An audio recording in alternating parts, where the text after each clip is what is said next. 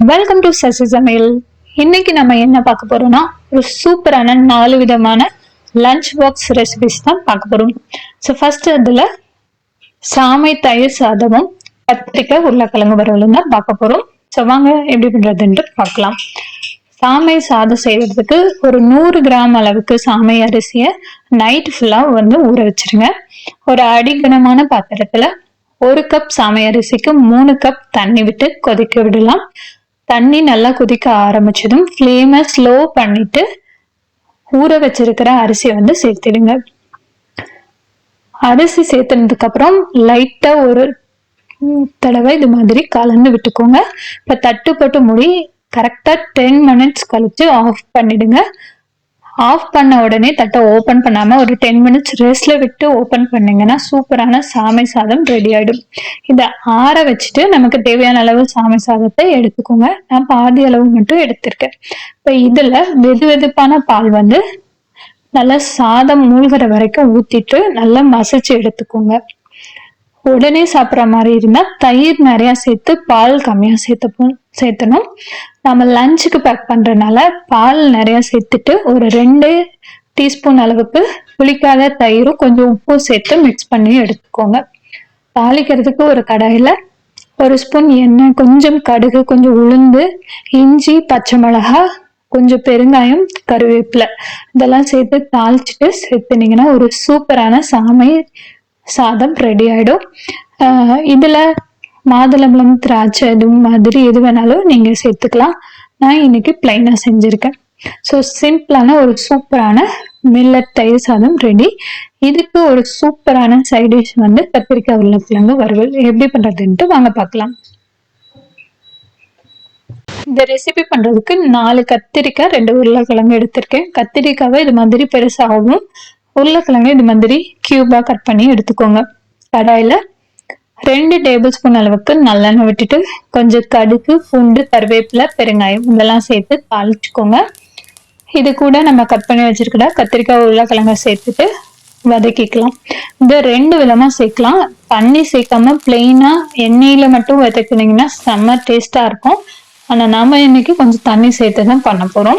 So கத்திரிக்காவை நல்லா ஒரு 2 நிமிஷம் நல்லா எண்ணெயில வதக்கி விட்டுட்டு மூடி வச்சிருங்க. ஒரு 2 நிமிஷம் நல்லா எண்ணெயிலே வேகட்டும்.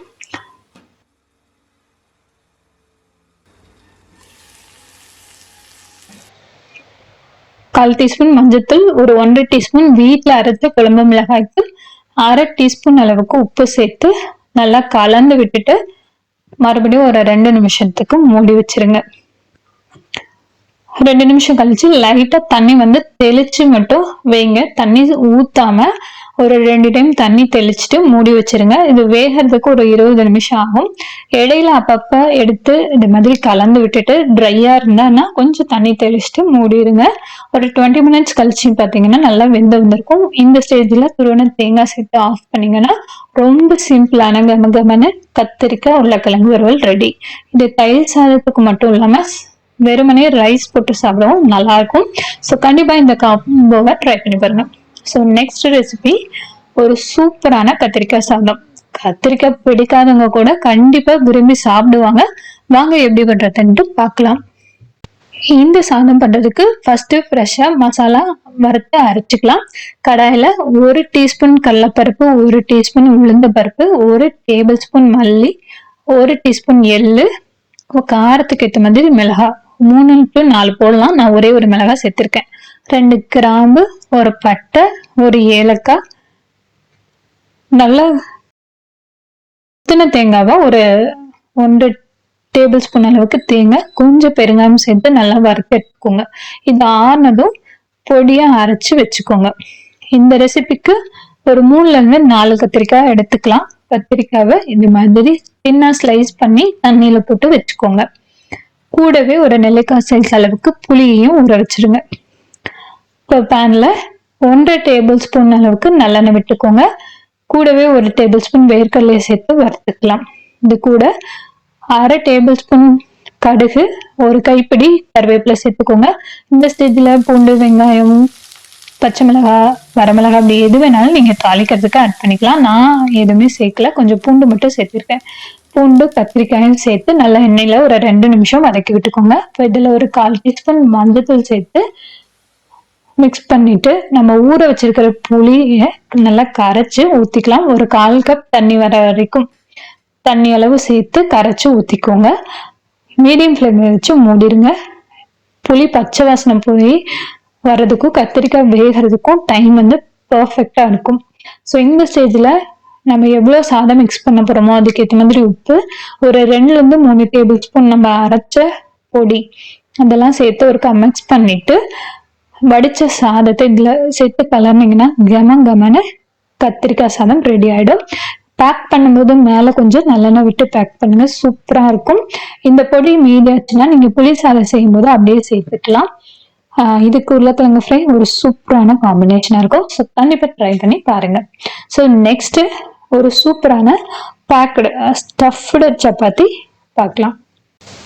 இந்த சப்பாத்தி பண்றதுக்கு 2 உருளைக்கிழங்கு பாயில் பண்ணி எடுத்து வச்சிருக்கேன். கூட கொஞ்சம் காரத்துக்கு ஏற்ற மாதிரி கொஞ்சமா மிளகாய்த்தூள், கொஞ்சமா கரம் மசாலா, மஞ்சத்தூள், ஒரு 1/4 டீஸ்பூன் சோம்பு, 1/4 டீஸ்பூன் உப்பு, கொஞ்சமா மல்லி இலை சேர்த்து நல்லா ஸ்மாஷ் பண்ணி எடுத்துக்கோங்க.